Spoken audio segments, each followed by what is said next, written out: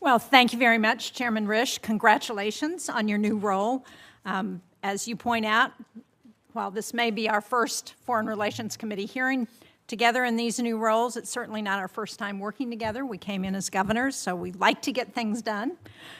We've also had the same role in 2017 on the Small Business Committee. So I look forward to working with you and to our opportunity for this committee to get a lot of work done. I want to also congratulate the new members of the committee, Republicans McCormick, Daines, Scott, Lee, Curtis, and Cornyn, and on the Democratic side, Jackie Rosen. Nice to have you all on the committee. One point that we've always agreed on, the chairman and I, is the need to work together so this committee can function more effectively. That means holding hearings, it means advancing bipartisan legislation, it means confirming career Foreign Service officers quickly.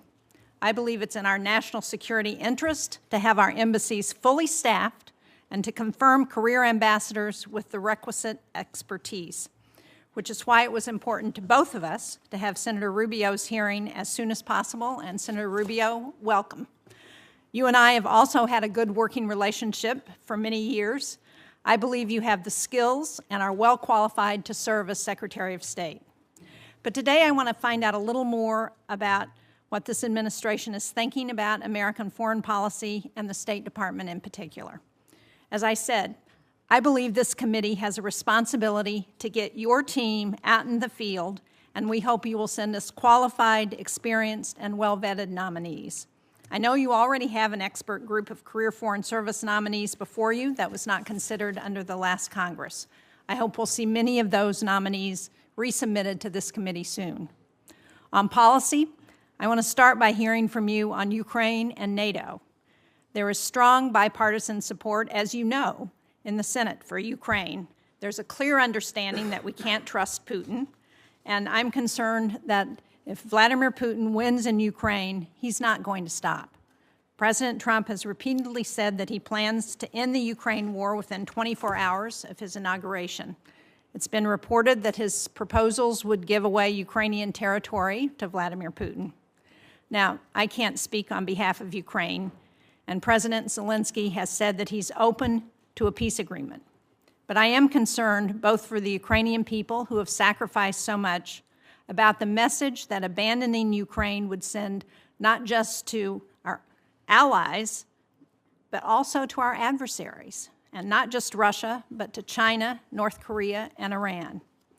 Our allies, Japan, South Korea, Taiwan, our partnerships and alliances like AUKUS and NATO are all looking very closely and watching what we're going to do. I believe these alliances are one of the United States' greatest assets. And what happens in Ukraine also affects emerging democratic nations, civil society movements. From Belarus to the Balkans to the Black Sea to Georgia. It impacts us here at home as well. And I know that for so many Americans, this might seem like a distant war. But as we know, what happens in Ukraine doesn't stay in Ukraine. The war has caused food and gas prices to go up. It's affected day-to-day lives of Americans. So, Senator Rubio, I know that in the past you've supported Ukraine. You introduced legislation that would ban U.S. recognition of territory annexed by Russia. We were both co-sponsors of Chairman Risch's resolution recognizing Russian genocide in Ukraine. But the path forward is uncertain, and I hope today you will lay out some of the administration's plans for Ukraine. I'd also like to hear from you on the Middle East and Syria in particular. In recent months, we've seen the dismantling of much of Iran's axis of resistance, including the fall of Assad, one of Iran's most brutal proxies. One of our goals should be to get humanitarian assistance immediately to the Syrian people who have suffered for so many years, and to capitalize on this historic opportunity to sideline not only Iran, but Russia, as we help rebuild Syria. I also want to underline that whether it's food insecurity or sexual violence that accompanies war, and whether we're talking about Sudan or Haiti or Afghanistan, Ukraine or Gaza, that it is women who often bear the brunt of these conflicts. They should have a seat at the table when it comes to resolving them.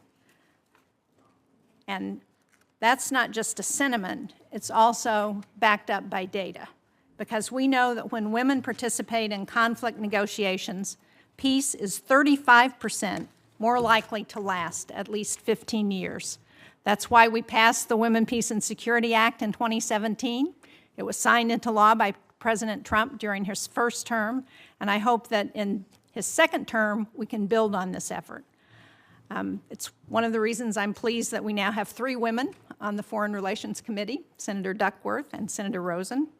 It's the first time since I've been here that there's been 3 women on this committee. And I'm interested to hear your vision for the State Department's Office of Global Women's Issues, and more broadly, how the administration will work to empower women and girls on the global stage. As Chairman Risch has said, the list of challenges facing America is very long. And so, Senator Rubio, if you're confirmed, I hope we can work together to continue to promote American interests that we have seen around the world the importance of America's role in the world. Thank you.